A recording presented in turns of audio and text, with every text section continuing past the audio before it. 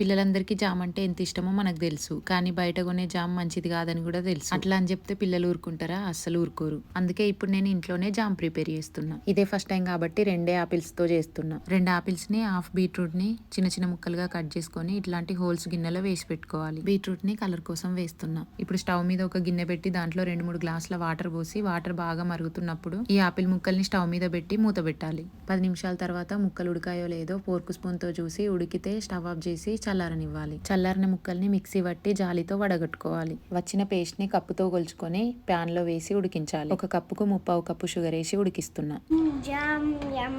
Jam కొంచెం చిక్కబడిన తర్వాత కొంచెం నిమ్మరసం కూడా వేసి 4-5 నిమిషాలు కలుపుకోవాలి. ఇట్లా ప్లేట్ మీద జామ్ పెడితే కిందికి కారకుండా ఉంటే జామ్ రెడీ అయిపోయినట్టు. జామ్ రెడీ అయింది. చల్లారిన తర్వాత ఇంకా థిక్ అయింది. ఎట్లుందిరా? సేమ్ ఆ జామ్ లాగానే ఉందా? ఆ జామ్ లానే ఉంది. నచ్చితే లైక్ చేసి మా ఛానల్ని సబ్స్క్రైబ్ చేసుకోండి.